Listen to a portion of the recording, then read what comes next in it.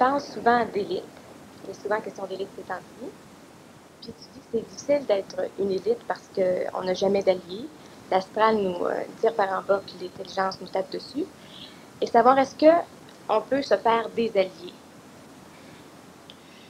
Bon, on va juste faire un retour sur l'astral qui tire par en bas, l'intelligence qui tape dessus. Si c'est trop fort, vous avez juste à lever la main, ils vont baisser le son un peu. C'est un peu fort. Premièrement, ce qu'on doit savoir très brièvement, c'est que l'individu qui se conscientise met au service de l'intelligence sa génétique, donc son corps physique. L'individu qui se conscientise commence à engendrer un double éthérique.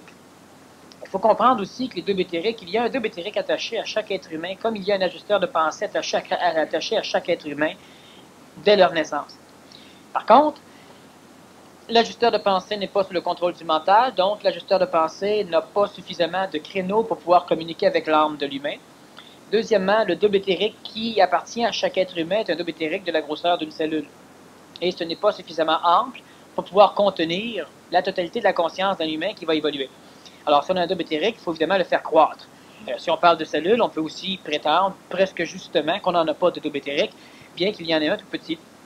Au fur et à mesure de l'évolution de l'humain, il s'anégoïse. Il s'anégoïse et en même temps il s'égoïse. Parce qu'il faut comprendre que les deux processus vont souvent de pair. C'est-à-dire que chaque fois que l'humain crée une anégoïsation, il y a donc une partie qui va engendrer un double éthérique. Et ici, 2 heures ou 2 semaines après, l'expérience actuelle de sa vie la fait réégoïser. Elle se réégoïse, elle aura encore un orgueil, mais elle a quand même grossi son double éthérique.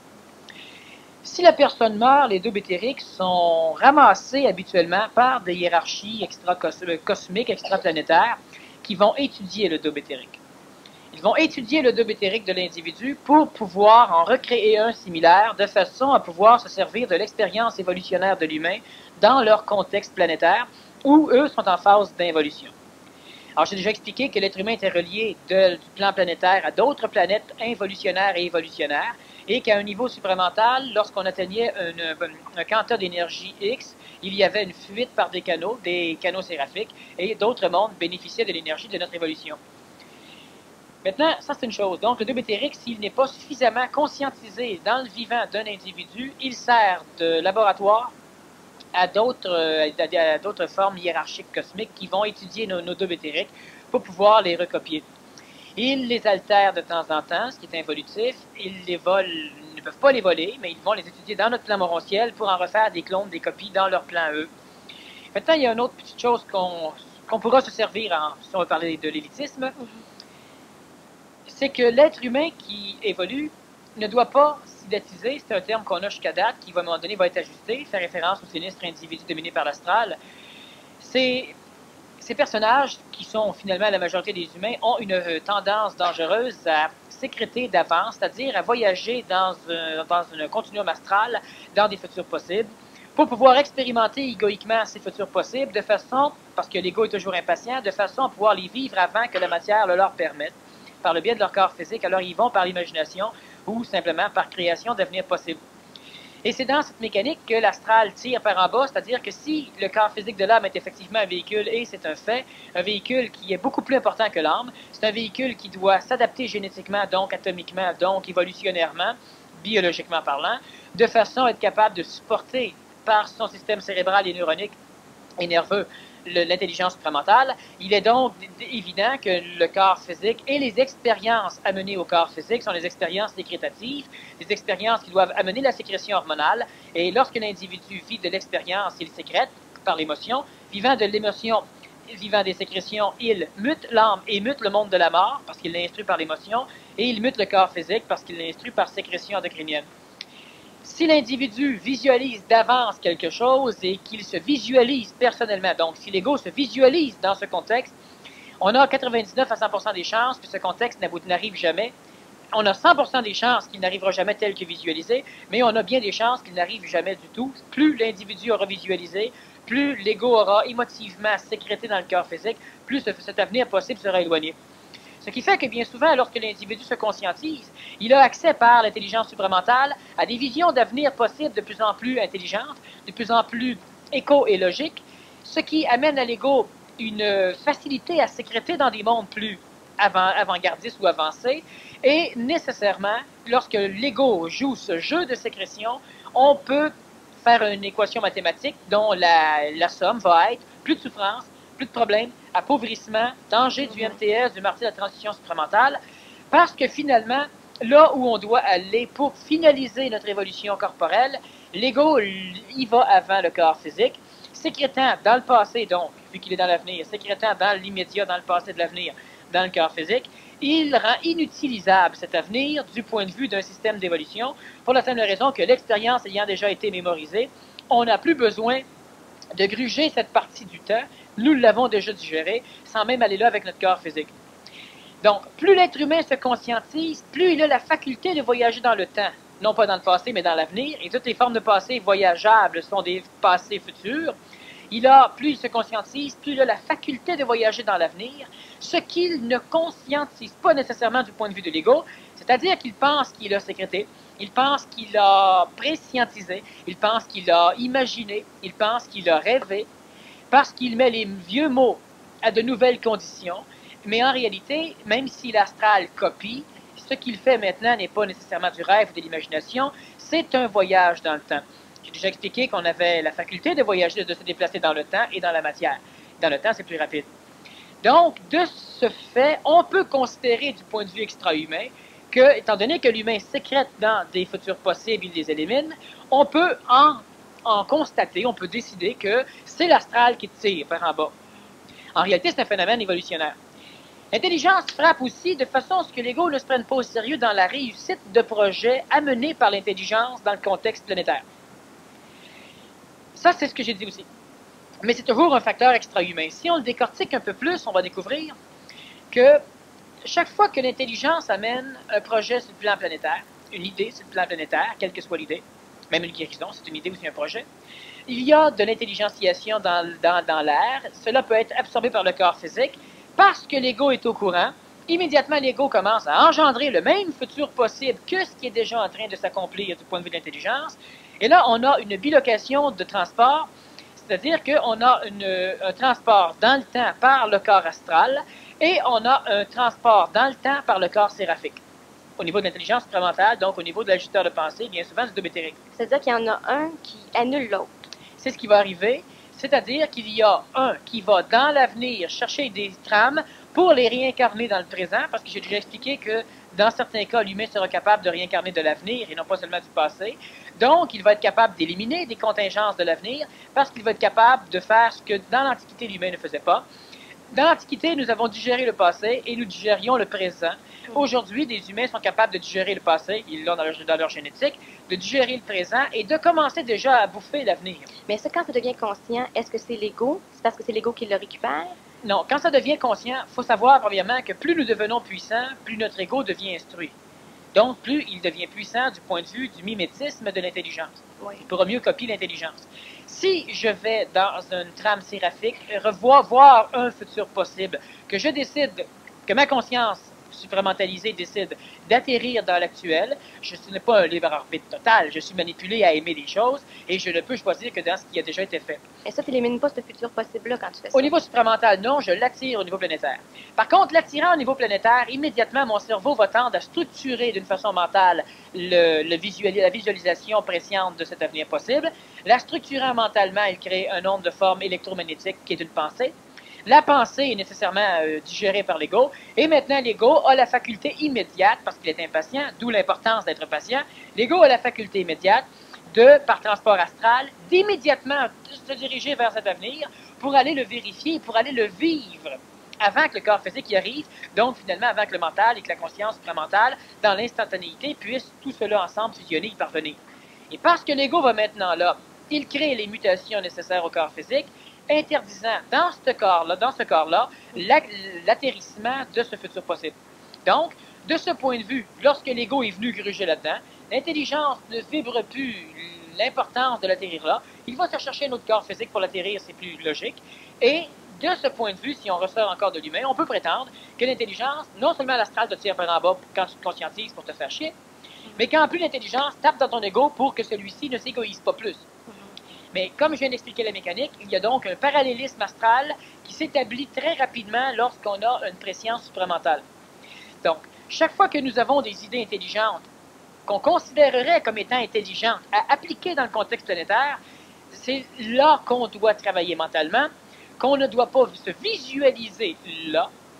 Que la différence, ça peut être dans la visualisation. Ça Là, ne peut pas être, c'est c'est ça qui est l'ego. Quand tu visualises, c'est l'ego. Oui. Quand tu penses, c'est l'ego aussi qui pense. automatiquement.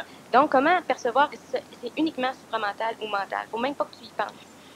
Y penser, non. Par contre, il y a la parole dans la tête, ça va de soi. Mais il y a aussi une autre forme de parole. Qu'est-ce que la pensée? La pensée, c'est lorsqu'un individu se chiale lui-même. C'est lorsqu'un individu crie contre l'univers. C'est lorsqu'un individu maudit Dieu. C'est lorsqu'un individu chiale contre la température. Comme s'il changeait quelque chose. Ça, c'est de la pensée. Ce n'est pas logique, ce n'est pas conséquentiel, ce n'est pas efficace, ça ne donne rien. À part nourrir le monde de la mort. Mais pour l'intelligence de l'homme, ça ne donne rien. Maintenant, ça, c'est la pensée telle que je l'ai déjà expliqué. Il y a aussi la parole dans la tête. Comme il y a la pensée à haute voix, il y a la parole à haute voix.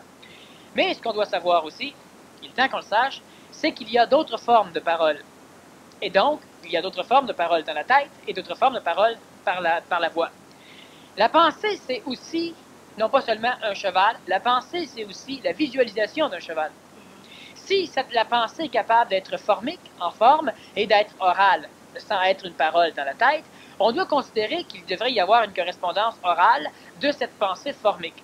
Donc, je peux penser à un cheval oralement avec des mots, je peux visualiser, ça reste de la pensée, je peux visualiser mon cheval, je peux dire un cheval, maintenant puis-je dire la visualisation du cheval.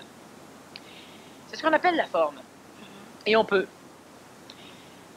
y reviendra, on peut, si on apprend à se servir de la forme. Premièrement, est-ce que cela voudrait dire qu'on pourrait créer un cheval à même la parole? Oui. Mais là, ça, c'est encore dans le domaine de la pensée. Non. Ça devient... C'est où la transition où c'est supramental? Là? La transition, elle est simple à faire quand on est mental ou supramental. Elle est absolument infaisable lorsqu'on n'est pas suffisamment dégagé de son astral, lorsqu'on n'est pas suffisamment mentalisé. En ce moment, il y a des êtres humains qui ont plusieurs paliers, puis peuvent, à un moment donné, chuter dans l'astral, oui. ou remonter. C'est où qu'ils doivent Lorsqu'ils chutent dans l'astral, ils ne peuvent plus s'en rendre compte. C'est lorsqu'ils sont en haut qu'ils peuvent percevoir que l'astral tend à les récupérer. Lorsqu'ils sont récupérés, ils devront attendre qu'énergétiquement ou que quelqu'un d'autre, qu'un événement les repousse en haut. Ce que je dis, c'est qu'il y a... On doit travailler, de toute façon, si on n'est pas encore capable. On est capable de discerner une parole dans la tête et une pensée dans la tête. La parole, on l'entend. On la paramètre, on la sait, on la vit. Je vais la tuer. Mais non, la tuer, c'est idiot, niaiseux, la tuer. Je vais, et tu t'entends parler. C'est de la parole. C'est donc ton ajusteur de pensée qui travaille. Si tu parles et que tu t'écoutes parler, nécessairement, c'est mental.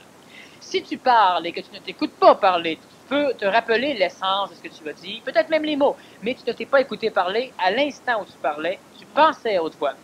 Si tu penses dans ta tête, de toute façon, tu n'écoutes pas ce que tu penses maintenant dans ta tête.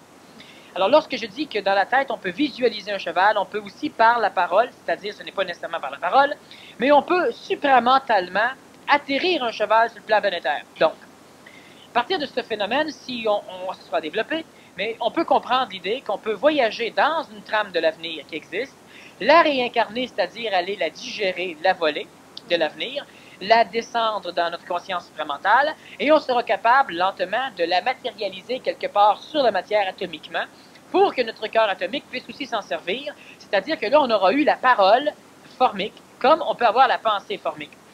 Sauf que si on se met à penser à la chose, on va par transport astral visiter cette trame, et on vient amener dans le corps physique l'expérience qui, du point de vue de l'intelligence qui n'a pas de plan bouddhique, donc une intelligence qui se fout de ce que l'homme va vivre, qui, du point de vue de l'intelligence, rend totalement inconséquentiel et illogique le fait que l'humain, avec ce corps-là, puisse vivre l'expérience devenant inutile pour l'humain. Ce qu'on doit comprendre, c'est que quand un corps physique vient d'évoluer d'un iota, le million de dollars qu'il devait gagner, il ne donne plus. Pourquoi? Parce que c'est pas important qu'il soit heureux. Pas du point de vue de l'intelligence. Du point de vue bouddhique, on pourra revoir la chose, mais il faut que l'humain ait un contact bouddhique. Supramental ou bouddhique. Par contre, qu'est-ce qui est intéressant, c'est que le milliard ou le million de dollars soit quelque part sur la planète Terre, entre les mains de quelqu'un qui va de toute façon faire ce que l'intelligence veut qu'il fasse avec. Mais est-ce que l'humain qui devra accomplir l'intelligence doit être intelligent? Pas nécessairement. Ça dépend de sa possibilité manipulatrice astrale et de l'astral qu'on pourra manipuler par l'intelligence. Non, mais c'est mieux d'être le gars qui est moins intelligent, qui se fait manipuler par l'intelligence, qui reçoit 1 million de dollars, Oui. qu'être l'autre qui évolue, puis qui se ramasse avec la souffrance. Ça, je dis qu'on n'a pas d'alliés. On n'a pas, plus tu évolues, tu n'as pas d'alliés parce que tu n'as ni l'intelligence. Il y en a des alliés. C'est ça, c'est les. Ils sont bien cachés, on va revenir. Bon. Si tu n'as pas d'intelligence, que tu es manipulé par l'intelligence pour accomplir, tu dis c'est mieux. La problématique, c'est que c'est ceux-là qui se font crucifier et qui perdent la tête. Ouais, c'est pas mieux. Si par contre tu as de l'intelligence et que tu as de la conscience en même temps, c'est plus subtil. C'est-à-dire que tant que tu es un animal, on te permet de te déféquer partout. D'un coin de rue, on ramasse, on est des caves. Mais maintenant que tu es un humain, tu peux plus foutre aux toilettes. Mais t'es pas rien à ramasser la marde des autres. Ouais, c'est ça. Hein? La marde des chiens. Eux, ils en ont partout parce qu'on se dit, oui, mais c'est un chien, il ne peut pas demander d'aller aux toilettes. Mais c'est tant qu'à ça être un chien. Alors, on se dit, oui, mais tant qu'à déféquer, autant être un chien. C'est ça. Sauf que c'est nous autres qui choisissons l'animal du chien. C'est nous autres qui allons choisir où il va coucher. C'est nous autres qui contrôlons tout. Ouais, mais alors, on peut se plaindre et vouloir être un chien, mais si on est un peu plus conscient, c'est mieux d'être un humain et d'aller aux toilettes. Ouais, mais actuellement, l'affaire, c'est qu'on ne choisit pas son aliment. C'est quand est-ce qu'on va choisir On son choisit déjà mieux que l'inconscient. Non, mais l'inconscient, je fais encore pire que nous autres. Évidemment, il faut faire attention, pendant que le chien est en train de se dresser lentement debout, qui n'exige pas immédiatement toutes les prérogatives de l'homme. Mais est-ce qu'il y en a des hommes? Bah oui, il y en a. Mais je reviens encore sur ce phénomène, juste avant. Lorsque l'intelligence est dans un corps physique où la conscience du corps physique est capable de conscientiser l'intelligence, et le facteur est, on peut, dans les quelques années à venir, influencer suffisamment les trames du temps, puis je parlais aussi dans une conférence régulière, pour pouvoir atterrir de l'avenir dans le présent. Donc, cela voudrait dire amener du neuf, c'est la même chose. Atterrir donc du neuf dans le présent, à l'exclusive condition qu'on n'ait pas un parallélisme astral qui se déploie en même temps. Je dis ceci pour une bonne raison. Plus cela va aller, plus les personnages qui évoluent, qui se conscientisent, auront de ce genre de contact avec l'avenir. Et parce qu'ils se conscientisent, si l'ego n'est pas au courant de la problématique, l'ego veut tellement la voir qu'il le perd. Alors, si l'ego est au courant de la problématique, il peut permettre, donc autoriser le mental, à reprogrammer des parties de l'ego pour que l'ego sans souffrance soit capable maintenant de ne plus voyager dans des trames astrales pour aller finalement détruire ce qu'il veut absolument avoir. C'est comment il peut faire ça, l'ego, cette reprogrammation-là? L'ego, il doit premièrement juste savoir ce que je viens de dire. C'est tout. Après ça, il s'en mêle plus. Après ça, il y a des questions à poser, c'est de l'information qu'il a besoin pour pouvoir se calmer. Et par la suite, l'humain doit savoir au minimum une chose, c'est que quelle que soit la sécrétion, donc le transport astral dans un avenir possible, ne vous visualisez plus jamais là.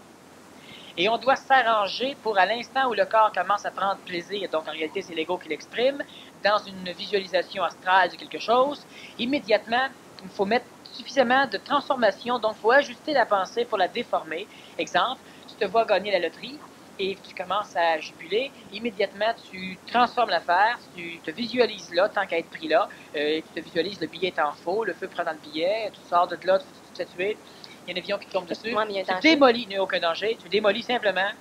Non, mais il n'y a pas le danger que, étant donné que tu as pris cette trame-là, que là, finalement, c'est pas ce qui va arriver, mais tu vas te noyer, le billet va... Non, parce que vu que tu viens de détruire totalement le fait que tu gagnais, de toute manière, ça, tu viens de l'éliminer. Donc, tu n'as pas le danger de te projeter dans... danger dans tout, de toute façon. Oui, c'est vrai.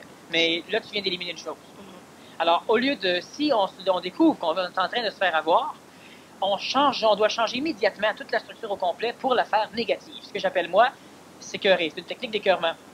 L'écœurement, c'est de toujours travailler dans des directions où on ne veut pas aller. Et de faire comme si on était là ou comme si on devait y aller, de sécréter là-dedans. Alors, c'est ce que l'ego doit faire pour éliminer le parallélisme. Autrement dit, on a quelque chose de bien, on commence à voyager astralement là-dedans, puis là, on doit transformer immédiatement la chose pour l'envoyer ailleurs. Plus on le fait vite, plus la trame reste intacte. Et elle devra changer quelque peu, mais elle restera intacte. Est-ce qu'on travaille mieux avec un ego écœuré qu'avec un ego calmé? On travaille mieux quand on travaille bien. Et on travaille bien quand? Ça dépend des individus. Il y en a qui travaillent bien quand l'ego est écœuré, d'autres quand l'ego est calme. Ça dépend simplement de la puissance du mental. Bien souvent, par contre, un ego calme ne stimule pas le mental. Le mental n'est pas assez développé, donc l'individu attend. Un ego écœuré pousse le mental, pousse l'ego à solliciter le mental pour lui dire « sors-moi de là, fais quelque chose ». Alors, normalement, on travaille mieux qu'un ego écœuré, à la condition qu'on ait un mental suffisamment capable de se détacher de l'ego pour pouvoir se servir de l'énergie que l'ego lui donne. Là, l'ego lui donne de l'autorisation. Et un mental quand même assez développé pour pouvoir, une fois autorisé, être capable de travailler convenablement pour descendre de l'intelligence dans la matière, tout en confinant l'ego à ne pas sécréter dans la même trame en parallélisme. Et il y a un autre danger à ce que tu dis, c'est étant donné que l'ego ne se perçoit pas au moment où il pense, il peut même penser qu'il est mental au moment où il visualise. Oui, dans mais le une trame. mental ne pensera pas qu'il est mental, le mental le sera. Ce que je veux dire, c'est qu'il y a des individus qui vont se croire mentaux quand en fait ils sont astraux et donc c'est là à ce moment-là qu'ils deviennent des siddhas, des sinistres individus dominés par l'astral. Et donc c'est ça, c'est le phénomène de confiance dans l'élite. C'est que là on se retrouve avec une élite où certains membres de l'élite ne peuvent même pas faire confiance aux autres personnes qui sont devenues des siddhas bien souvent. C'est que, oui, bon, premièrement, on ne peut pas faire confiance à l'animal humain. On peut manipuler l'animal humain, mais l'animal humain a un défaut majeur, c'est qu'il est évolutif. Donc, tu peux manipuler des animaux humains, et tant que tu manipules les animaux humains, tu peux évidemment avoir une forme de garantie de ce qu'ils vont faire. La problématique, c'est que l'animal humain étant expérientiel, par ta manipulation, il va de toute façon évoluer, jusqu'au jour où il va découvrir que tu le manipulais, et là, il change. Donc, tu ne peux pas faire confiance à un animal humain pendant quelques millions d'années. À un moment donné, c'est évident qu'il va se révolter. Est-ce qu'on peut faire confiance à l'être humain, celui qui a une conscience supramentale? Oui, et ça, on reviendra, c'est à développer. Par contre, il y a un danger majeur dans l'évolution de l'animal humain vers le conscientisé. C'est le MTS, le martyr de la transition supramentale. Évidemment, il y a le sinistre individu qui est dominé par l'astral, c'est-à-dire la majorité des humains, qui vont, tout au long de leur temps, en perdre à penser contre toi, à parler avec des gens, contre un autre là-bas, parler contre ci, parler contre ça. Ils détruisent dans l'astral. C'est-à-dire, qu'est-ce qu'ils font? C'est qu'ils mettent ils investissent suffisamment d'énergie dans l'astral pour créer une main manipulatrice qui va aller chercher l'individu qu'on haït pour le forcer à devenir comme on veut qu'il soit. C'est-à-dire débile, traître, laid, etc. Donc, on a une personne, on va lui dire, ouais, mais cette personne-là est dépressive, puis c'est là, on en parle, et lentement, on sédatise, c'est-à-dire qu'on crée dans l'astral suffisamment de force manipulatrice pour ramasser l'individu en question, puis l'envoyer en dépression. Là, on pourra se dire, on le savait. Bon, ça facilite les choses.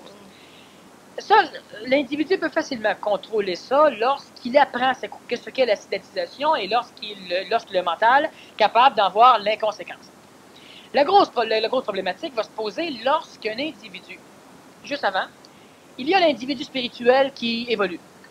Il y a l'individu qui n'est pas spirituel ou qui l'a peut-être un peu, mais beaucoup moins, et qui est intellectuel et qui évolue.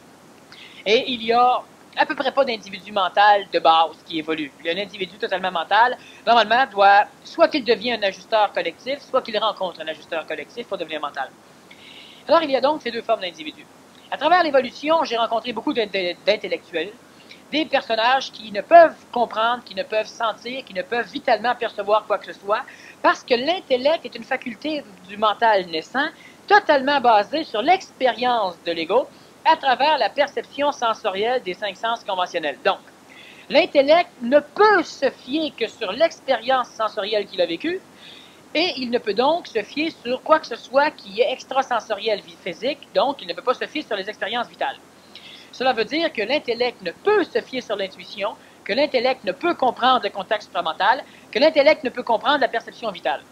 Donc, un être humain qui est rendu à la phase d'intellectuel, c'est la phase prémentale, mais c'est une phase pénible, et c'est là qu'on devient MTS, c'est-à-dire qu'on peut devenir MTS. L'individu qui est spirituel, qui est astralisé, il ne peut pas devenir un martyr de la transition supramentale. L'individu qui est mental ne peut pas devenir un martyr de la transition supramentale. L'individu qui est un intellectuel, lui, risque beaucoup de devenir un martyr de la transition supramentale. Alors, comprenons ce qu'est l'évolution de l'individu. L'individu est spirituel, c'est-à-dire que l'individu fonctionne à partir de la croyance. Alors, il croit à ses parents, il croit à sa mère, il croit à son père, il croit en la vie, il croit à l'école, il croit à la société, il croit en Dieu, il croit aux anges, il croit à des choses. À un moment donné, vers l'adolescence, il découvre que ses parents sont des humains, ils ne sont pas des dieux. Alors, il ne croit plus peut-être à ses parents. Lentement, il est confronté à la dure réalité d'un monde pourri d'adultes. Quand il était jeune, on lui fournissait tout cela, puis on lui disait que plus tard, il va tout avoir. Bon. Là, maintenant, rendu plus tard, il ne peut pas tout avoir, il faut qu'il travaille, il faut qu'il peine, il perd son emploi. En tout cas, il y a plusieurs choses qui vont se passer. Et le comble, en plus, peut-être qu'il y a même des enfants pour le faire ramasser encore plus. Alors, de désillusion en désillusion, sa croyance oblige l'évolution de l'intellect, donc du mental dans le périsprit de l'âme. Et le mental prend de plus en plus de puissance jusqu'au jour où le mental va être suffisamment dégagé de la centricité de l'ego, donc de l'âme, pour pouvoir décoder d'une façon plus ou moins logique une mécanique esclavagiste, mécanique de l'astral, dont l'ego a toujours été soumis, envers laquelle l'ego a toujours été soumis. Donc, notre intellect va maintenant informer l'ego qu'il était manipulé ou qu'il l'est encore, qu'il est ceci, qu'il y a ça, qu'il y a cela, cela, cela et cela. Exemple. Lorsque nous avons vécu dans le passé, s'il était totalement impossible pour une conscience humaine de supporter une condition aussi dévastatrice que la vie planétaire, sans le support de la spiritualité et des religions. Essayez de vous imaginer, vous, aujourd'hui, et c'est facile, vous allez voir immédiatement qu'est-ce que ça va donner, refaire un retour 300-400 ans en arrière, où on n'a pas d'eau chaude, où on n'a pas d'eau courante, mais on court après l'eau, où on n'a pas de toilettes, où les égouts sont à ciel ouvert et la marde et tous les détritus alimentaires vont là-dedans, c'est dans les rues, où il n'y a pas d'automobile, on doit marcher à la pluie, ramasser, aller dans les champs, où il y a des impôts imposés par les soldats des rois, où il y a tout ce que, de toute façon, vous ne pourriez supporter.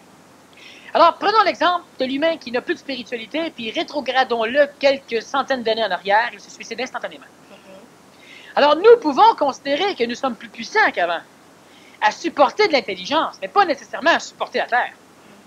Alors, si l'être humain d'aujourd'hui se retrouve quelques centaines d'années en arrière, s'il ne veut pas mourir, il devra immédiatement éliminer le mental, l'intellect, l'intelligence et se respiritualiser immédiatement.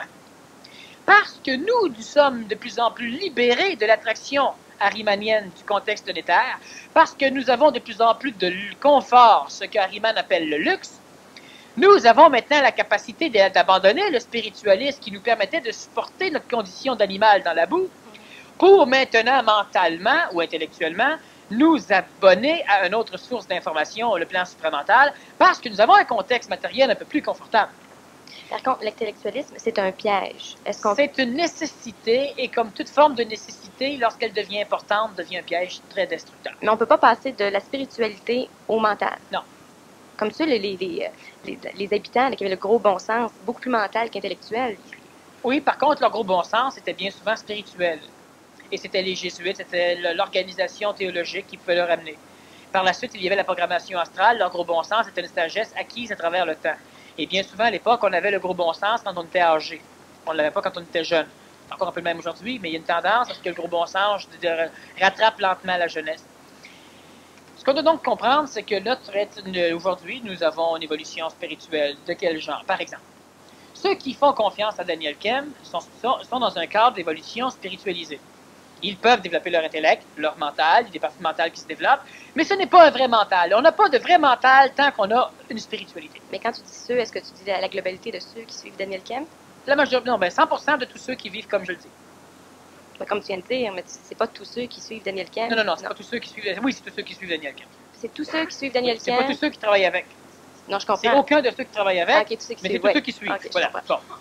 Maintenant, est-ce que c'est grave de suivre Daniel Kem? Non. C'est grave de suivre quoi que ce soit, mais si on comprend ce que je viens d'expliquer, moi, si je me ramasse 300 ans en arrière, je vais sans doute me développer d'urgence une spiritualité. Parce que mon ego en dedans ne pourra pas rien faire. Avec tout ce que maintenant il peut avoir accès comme information au niveau du mental, il ne pourra pas vivre. Moi, je m'en vais donner une conférence à Québec, alors je pars maintenant. C'est quand la conférence? Dans 3 mois et demi. Bon, puis quand j'arrive là-bas, eh bien, je couche dans une grange avec du foin, je mange un peu, je chasse les mouches qui peuvent encore voler, je mange les autres. Et lorsque j'ai froid, eh bien, on se colle les 25 les uns contre les autres, on se lave pas, ça fait fuir les mouches. On aura besoin d'une spiritualité quelque part. Pourquoi la majorité de ceux qui se mentalisent, à un moment donné, deviennent super frustrés, deviennent impatients? Ils ont plus suffisamment de spiritualité pour être capables de supporter leurs conditions de vie. Mais ils ont suffisamment de mental ou d'intelligence pour connaître la condition de vie dans 500 000 ans.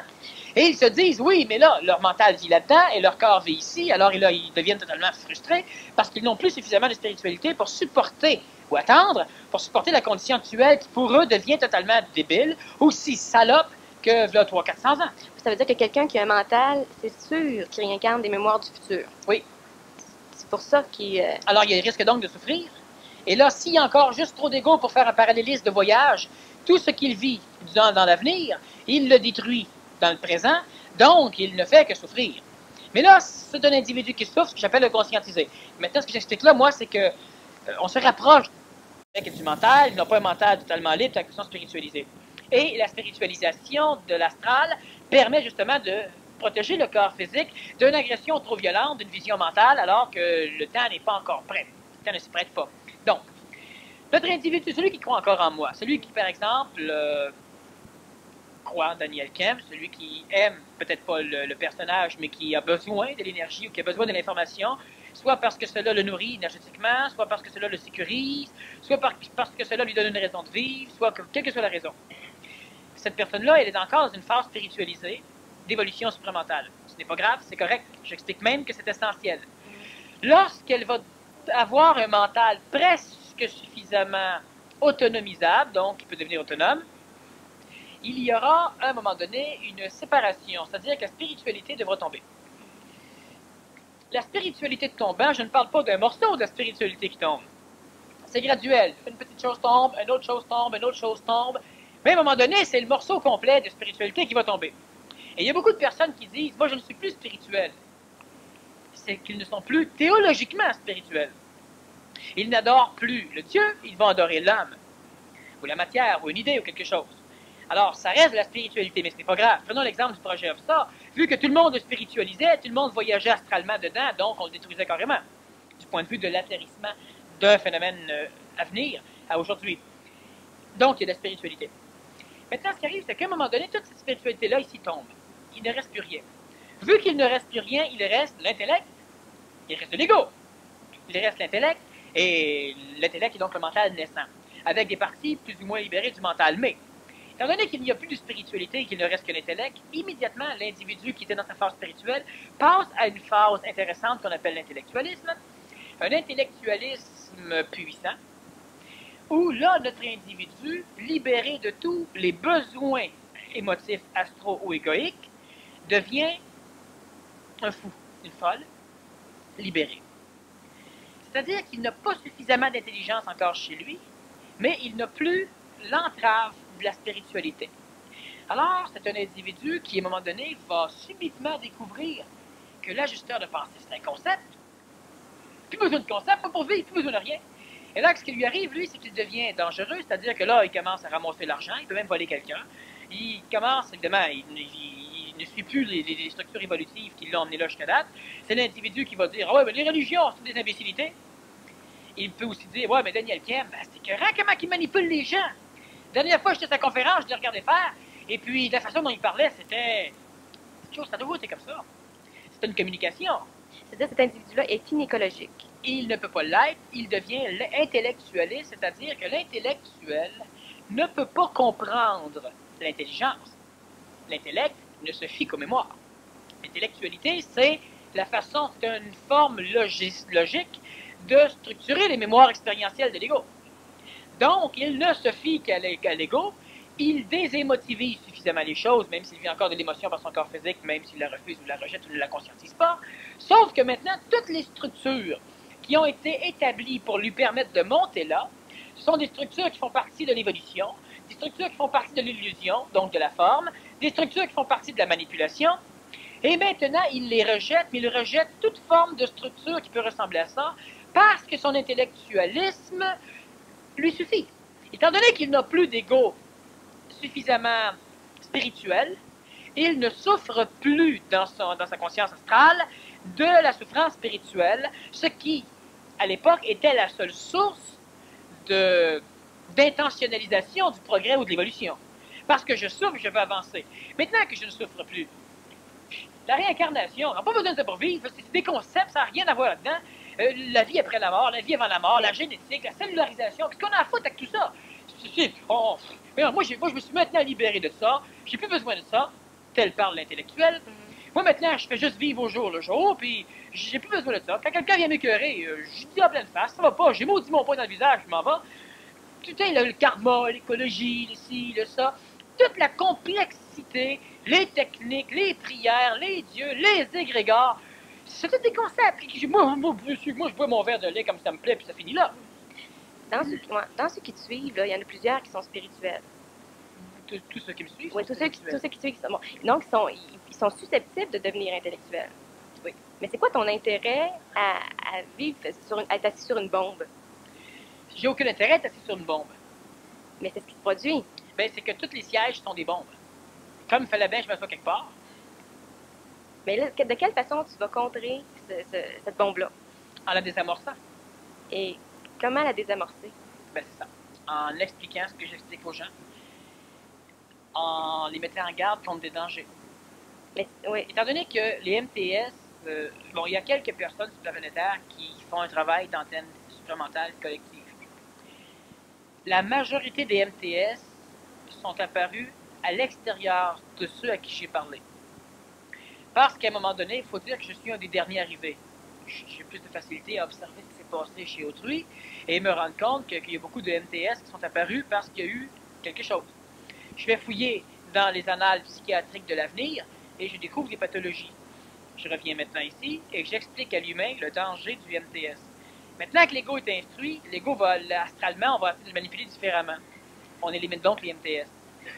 L'intellectualisme, quand je rencontre quelqu'un qui fait mon séminaire, qui est un intellectuel, tout au long de tout ce que je vais lui dire, il accroche pas, il trouve ça intéressant, mais c'est juste de l'intellectualisme, c'est juste pas pratique, c'est juste... Ce qu'il faut comprendre, c'est qu'il y a la forme, et la forme, on doit s'en servir. Quand notre intellectualisme devient mental, du jour au lendemain, subitement, il voit la vie comme il la voyait lorsqu'il était intellectuel, mais là, maintenant qu'il a accès à de l'information différente que l'information du plan astral, là, il commence à dire, oui, c'est des formes, mais il faut s'en servir. Oui, c'est des concepts, mais un concept ne veut pas dire que c'est faux. Un concept veut dire que c'est une vision limitée et peut-être colorée d'une réalité. Alors, le concept, on va le conserver, mais on n'accroche pas spirituellement dessus, mais on le conserve. Et il va maintenant être capable de revivre comme il vivait à l'époque de sa spiritualité, mais il n'est plus spirituel, il est présentement supramental, il n'a plus la souffrance, mais il n'a plus non plus le risque de se perdre dans l'intellectualisme en devenant un MTS. Donc, il a maintenant accès à de l'information neuve que l'intellectuel n'a pas accès. L'intellectuel, tout ce qu'il peut faire, c'est ruminer constamment ce qu'il a, en essayant de placer de la logique là-dessus, en jouant avec des choses. Et chaque fois qu'on vient lui amener de l'information nouvelle, il l'apprend, c'est mémoriel, et il logifère dessus, mais il ne peut se servir de rien de ce qu'il est, ni de ce qu'il a. C'est l'intellectuel. Et c'est pourquoi il devient de temps en temps un MTS, un martyr de la transition supramentale, parce qu'il se coupe totalement de la vie de l'instantané. Il préfère rester soit dans une copie conforme dépendant de l'ego, une copie conforme de celui qui est une antenne, ou simplement, il rejette et la copie de l'antenne, il rejette tout ce qui échappe à sa logifération, c'est l'intellectuel, et maintenant il se confine exclusivement dans ce qu'il peut logiférer, donc dans l'expérience sensorielle. Exemple, on va à un moment donné dans le bois avec un groupe d'échecs, et il y a un intellectuel dans le lot, il y a des personnes qui entendent marcher. On peut suivre à la trace, le bruit, on voit les branches se briser, on voit les traces se faire à terre, mais on ne voit rien, à part le sol.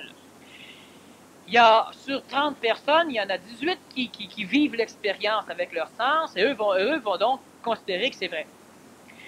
Alors, on en parle aux autres. Les autres vont se dire, ben, s'il y en a 18, puis en plus, c'est un tel, c'est sans doute vrai. Parce que eux autres, c'est pas des charrieux. Et notre intellectuel, il va dire, ouais, ben, non, moi, j'y crois pas plus.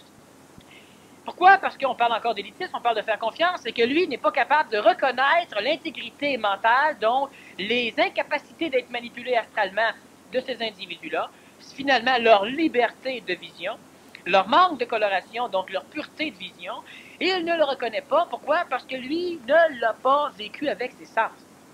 À un moment donné, notre intellectuel entend des bruits particuliers, et par la suite, il dit « Ah, ben ça veut rien dire. » Pourquoi? Parce qu'il n'est pas convaincu qu'il l'a entendu là, il l'a peut-être entendu là.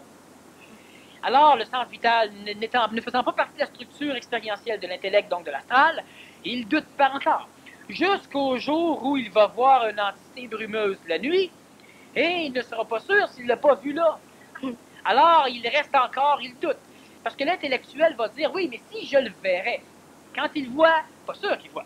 Si je l'entendrais, quand il entend, pas sûr qu'il entend. » Alors, cet intellectuel-là, évidemment, va trouver que toutes les 18 autres sont une gang d'imbéciles. Parce que lui ne l'a pas vécu. Et la journée que l'entité bizarre va lui maudire son poing en pleine face, il va souffrir. Souffrir, c'est la souffrance de l'intellect. C'est qu'il ne peut pas l'accepter, mais il ne peut plus la rejeter. Il ne peut pas la comprendre, il ne l'a pas en égo.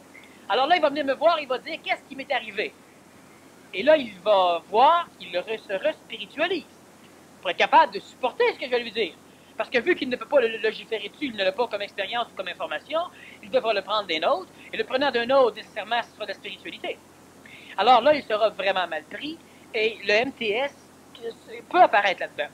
Alors que subitement, il peut passer au plan mental, où là, il va reconnaître autre chose que ces 5 maudisances limitées physiques, où il pourra considérer que même l'astral est un monde réel, que mon imagination est une réalité, que ce qui est imaginé n'est peut-être pas accessible dans la réalité visuelle.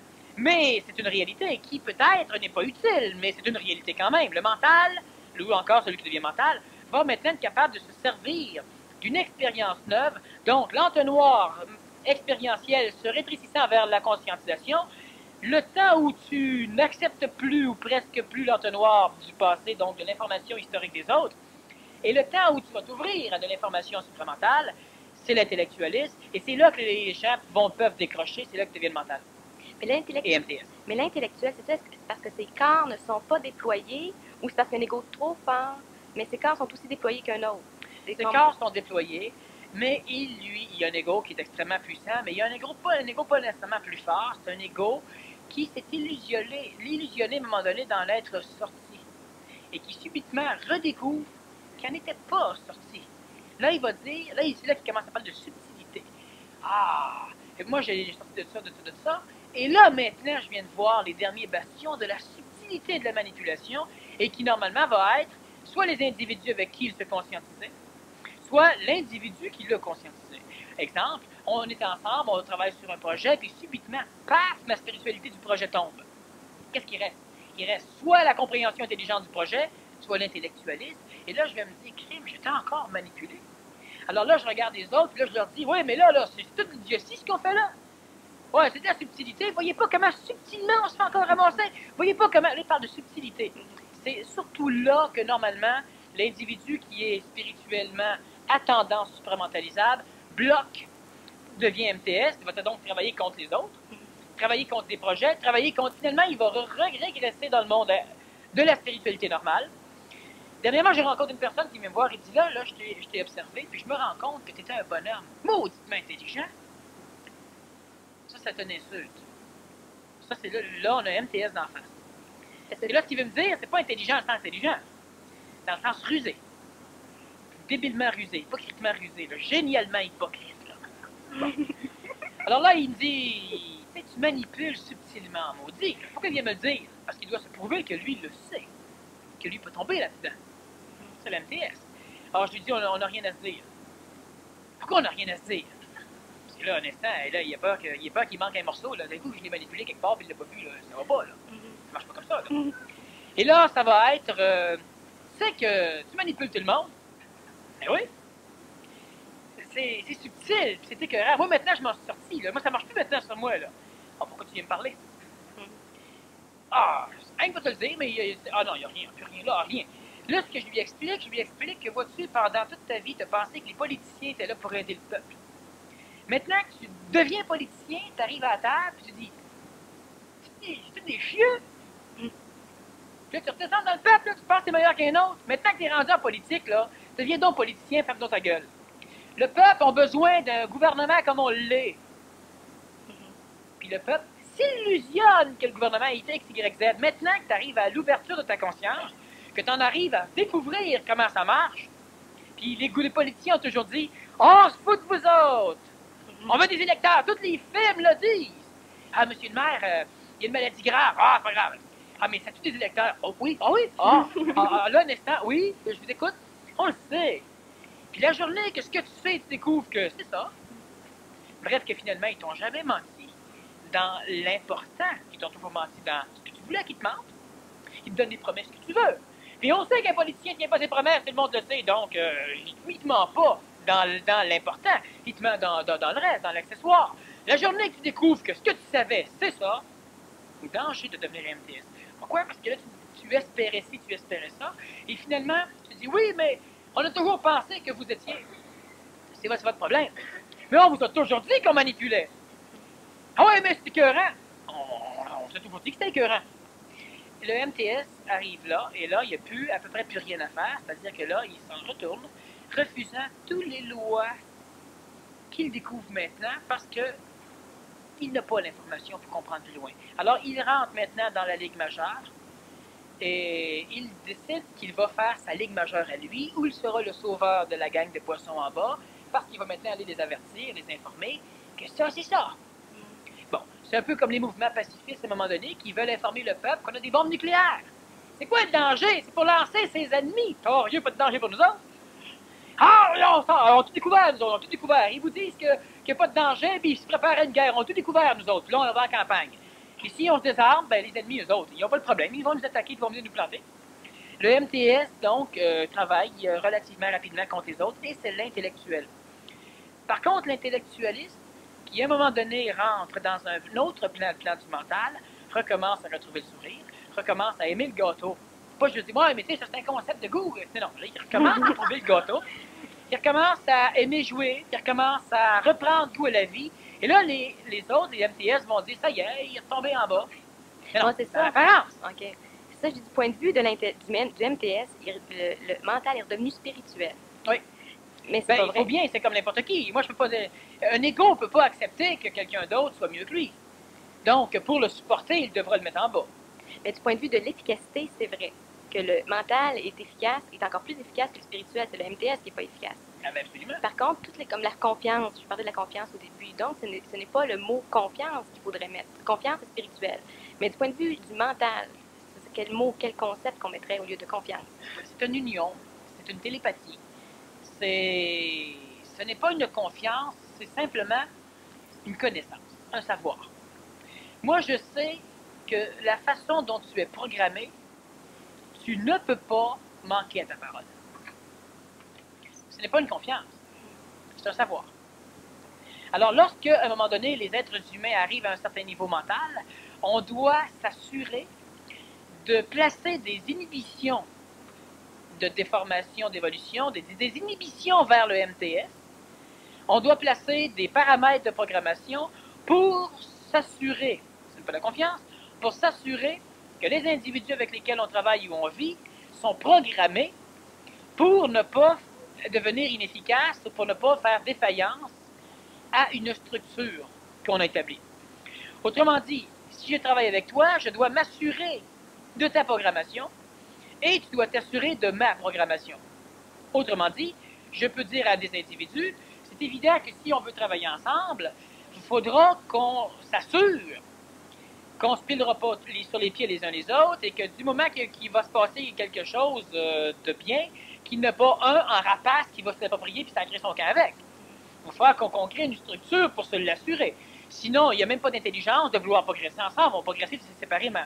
Et le MTS, lui, ne refuse totalement, premièrement, qu'on implante chez lui une inhibition MTS ou une structure de paramètres qui va faire qu'il ne peut pas trahir les autres.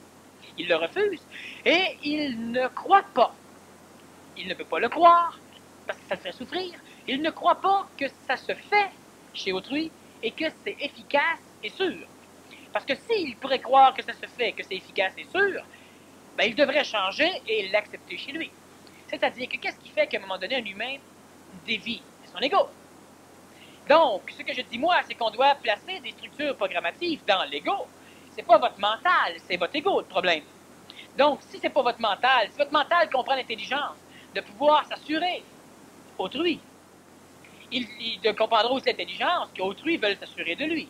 Alors, il devra accepter qu'il place mentalement dans son ego les mêmes structures d'assurance qu'on va placer dans autrui. Et quelles sont les structures d'assurance? Ben, les structures d'assurance, je donne un exemple.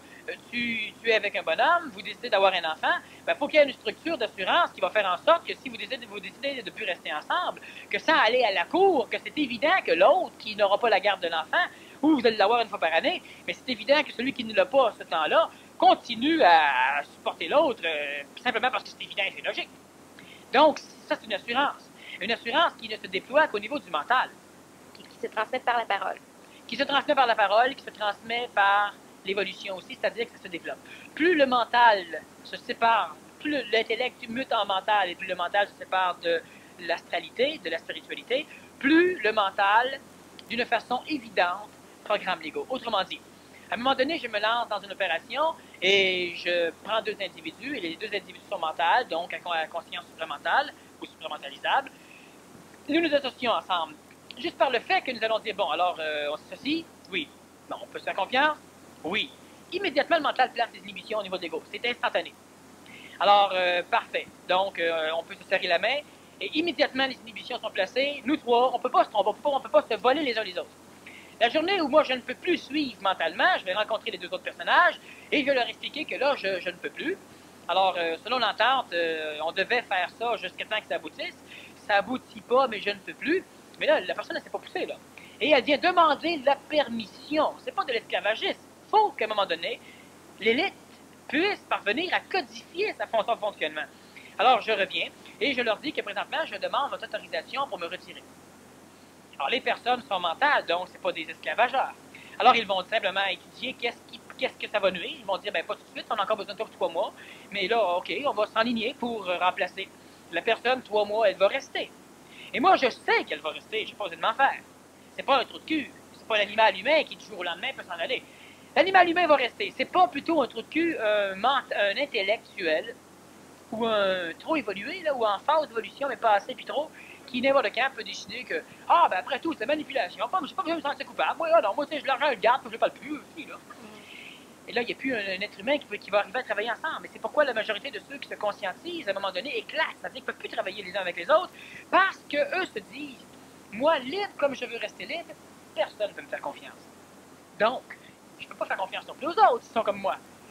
Alors, à un moment donné, on décide de se retrouver seul dans son coin, ou on se remet à travailler avec des animaux, qui eux sont programmables. Tu sonnes la cloche, ils viennent bouffer, bon, etc. Non, mais le MTS est encore plus en prison qu'il était auparavant. Le MTS qui se croit libre, effectivement, beaucoup plus pris. C'est pourquoi le MTS va faire partie des derniers à atteindre la conscience supramentale. Tu prends 2 personnes mentales et un MTS qui prennent une entente comme ça. Et le MTS, tout à coup, il n'est pas il fiable. respecte pas l'entente. Non, parce qu'il n'est pas assurable. Oui, c'est ça, mais les 2 personnes mentales, admettons que le MTS devient mental, là, avant qu'ils fassent confiance, il y a un phénomène comme ça dans les personnes mentales. C'est qu'une fois tu leur as failli une fois, leur confiance est très dur pour eux de refaire confiance. Parce que c'est presque, c'est pas sacré le mot, il faudrait trouver un autre mot. Oui, ça serait. Il m'en vient pas d'autres. Justement, il y a pas de vocabulaire encore qui est descendu. Ben, ça va venir, ça va venir. Ouais. Bon, mais c'est ça, mais qu'est-ce que c'est ça? À un moment donné, on a travaillé avec des MTS qui sont susceptibles de devenir mentaux. Comment faire pour déplacer dans l'inhibition de l'ego la non-confiance qu'on leur a mis? Placer une autre inhibition. Qui serait? Qui serait celle de ne jamais faire confiance aux inhibitions. Mais non, mais ça marche pas parce que tu fais ça, les autres inhibitions que tu mets. De ne jamais faire confiance. Faire confiance. Je ne vais pas t'éliminer. Donc, quand je rencontre un ex-MTS, il vient me parler, je juge immédiatement à sa parole, à sa voix, je laisse des petites choses aller selon ses réponses. S'il n'est plus MTS, il va aussi accepter que je ne lui fasse pas confiance. Il va accepter que je le vérifie. Il n'y a plus aucun problème. Et s'il accepte ça, c'est que de toute façon, il n'y a plus MTS. Donc, pour moi, c'est une garantie. C'est comme si je dis à un MTS, est-ce que tu m'autorises à vérifier à quel point tu es intelligent? La personne dit oui. C'est déjà au 3/4 vérifié. Très rapide, c'est très rapide. Et on vérifie les choses. Maintenant, moi, je peux quand même lui dire, je suis d'accord, mais je m'attends à ce que l'état où tu es présentement ne soit pas encore cellularisé. Donc, tu puisses faire une rechute. Donc, je t'avertis, pareil, que tu n'es pas entré totalement dans la maison. Je te fais visiter, mais sens-toi comme un invité. Sens-toi pas comme un propriétaire. Je préfère te le dire. Et à un moment donné, bien, sans doute que tu deviendras propriétaire comme tout le monde, sans qu'il y ait de problème, un membre de la famille. Mais présentement, je t'avertis que je te considère comme un invité, puis pour l'instant, c'est comme ça. Le MTS va dire, ben, c'est aucun problème. J'arrive quelque part aussi déjà structuré, c'est normal que je sois un invité de toute façon. J'arrive pas là, bon, je suis sauveur, j'arrive, c'est parfait, je suis là. C'est où ma chambre? C'est dans le salon, tu couches, là. Pas ça, le salon. C'est quoi cette affaire-là, ici, là? Non, c'est mon ami, minute. Quel intérêt tu as à travailler? Parce qu'actuellement, il n'y a pas beaucoup de personnes qui sont mentales. Il y a beaucoup de MTS qui sont mentales, MTS. Mais là, c'est comme faire un pas en avant puis 2 en arrière. C'est comme, mais c'est pas ça. Il y a quand même beaucoup d'énergie perdue. C'est pas mieux d'attendre. Puis là, tu dis, parce que de toute façon, comment tu dis c'est du jour au lendemain qu'un MTS devient mental. Mais est-ce que toi, tu sais une façon de provoquer pour que ça soit plus rapide? C'est qu'il y a 2 formes d'attente. Il y a une attente qui est extrêmement longue et plate, puis il y a une attente qui est extrêmement rapide et plaisante. C'est ce que je fais. Puis il n'y a pas d'énergie perdue à. Absolument pas. L'énergie circule, de toute façon, alors que tu sois assis sur derrière ou que tu sois en train de courir, l'énergie, elle passe pareil. L'énergie la plus importante, c'est le temps. Les heures coulent à la même vitesse à travailler ou à rien faire. Donc, tu économises du temps. Oui, par contre, c'est beaucoup plus plaisant, sans doute, de travailler quelque chose. Alors, le MTS, mental, MTS, mental, MTS, mental, ou un projet que tu mets sur pied pour vérifier si c'est le temps. Le projet ne fonctionne pas parce que c'est pas le temps. Tu en mets un autre sur pied, tu en mets un autre sur pied, tu en mets un autre sur pied. Bon, ben, c'est ça occupe. Parce qu'actuellement, dans l'élite, il y a plusieurs invités Oui. qui peuvent se penser. Il y a plusieurs invités. Qui crient, puis que, où est-ce que ma chambre? Puis... Ils sont pas membres de famille, c'est ça. Il y a plusieurs invités. Donc, c'est pour ça que le travail ne se fait pas aussi rapidement qu'il pourrait se faire. Qui pourrait se faire, oui, effectivement. Pas qui devrait se faire, mais qui pourrait se faire. C'est pourquoi on continue à placer de l'énergie, on récupère du temps, on avance, on informe les égos. Les égos étant informés des problématiques, des structures, des dangers, des ceci, des cela, se font de moins en moins ramasser. C'est important. Les égos doivent aussi accepter de se faire reprogrammer par le mental. Pas nécessairement par moi, par un autre, par leur mental. Mais c'est déjà l'ego doit accepter de se faire reprogrammer par son mental. Si un ego accepte de se faire programmer par quelqu'un d'autre, il est fin prêt pour se faire reprogrammer par son mental. Si l'ego n'accepte pas de se faire programmer par quelqu'un d'autre, qu'il reconnaît comme étant mental ou supramental, il n'accepte pas de se faire programmer par son mental non plus. Quand un individu vient me voir, il me dit « Bon, je suis prêt, programme-moi, je suis prêt à tout lâcher, là, j'ai bon. » Ben, il n'y a aucun problème. Continue à faire ce que tu fais. Le mental de l'individu devra programmer l'individu. Qui connaît mieux l'ego que le mental qui est venu au monde à partir de cet ego-là? Alors moi, je ne prends pas de temps à perdre. Et de toute façon, si je veux le reprogrammer et que son ego est prêt à ce que je le reprogramme, nécessairement, son ego est prêt à ce que le mental le reprogramme. J'aime autant laisser le travail au mental, une délégation qui est correcte. Si par contre, si l'ego n'est pas prêt à ce que le mental le reprogramme, de toute façon, c'est du temps que je vais perdre avec lui parce qu'il fait semblant d'être prêt, mais il n'est pas prêt à ce que je le reprogramme, moi non plus. Finalement, et donc, le signal, c'est quand il est prêt à accepter une hétérodiscipline. L'hétérodiscipline passe avant l'autodiscipline. Oui, à l'instant où il est prêt à accepter une hétérodiscipline, il est fin prêt pour accepter une autodiscipline, donc une discipline interne. Parce que, qu'est-ce que c'est une hétérodiscipline? On va dire aux individus, on décide qu'on se met en forme. Parfait. Avec toute une gang de foireux, on va prendre quelqu'un, on le mettre comme chef. Lui, il nous réveille le matin à 6 heures, puis on le suit. Et c'est l'hétérodisciplinaire. Alors, on choisit une personne. Parfait. Puis on lui dit, fais ça comme tu veux. Parfait. 3 heures du matin, c'est pour ça qu'on pensait. C'est l'hétérodisciplinaire. Elle se pointe, elle dit, debout tout le monde, vous courez, moi je cours pas. Je vous regarde faire. OK. C'est de l'autodiscipline d'accepter l'autre. C'est vrai. Donc, en partant, si on est prêt à l'hétérodisciplinaire, on est prêt à l'autodisciplinaire. Évidemment, on parle toujours d'une discipline qu'on choisit. C'est-à-dire que si je t'accroche, puis je te mets dans l'armée, puis tu n'as pas le choix, tu n'auras pas d'autodiscipline. Il va s'en développer une lentement. C'est une autodiscipline qui choisit une hétérodiscipline qui redevient une autodiscipline. C'est ça. Si on décide qu'on veut faire une chose, mais qu'on sait qu'on a encore de l'ego foireux là, on mandate un hétérodisciplinaire, mais c'est nous autres qui sommes suffisamment disciplinés pour le faire. Donc, automatiquement, tout ce qu'il va faire, lui, ne nous rend pas esclaves, nous libère. Donc, c'est ça, c'est l'inhibition qu'on met dans l'ego, pas que l'ego pense que l'autre le manipule. Ben oui, je décide que je veux arrêter de fumer, fait que tu fumes pas, toi. Bon, je te mandate pour m'aider. Il va être sur mon dos. Il manipule par autorisation. C'est moi qui me sers de lui pour m'en sortir. Donc, le MTS, ça qu'il n'a pas compris, c'est qu'il n'a pas autorisé... C'est pas ça qu'il n'a pas compris. C'est une des choses qu'il n'a pas compris. OK. Une des choses qu'il n'a pas compris, c'est qu'il n'a pas autorisé l'hétérodisciplinaire à l'autodiscipliner. Donc, il n'y a pas assez d'autodiscipline. C'est ça, au départ, il n'y a pas d'autodiscipline. Alors, on fait une pause.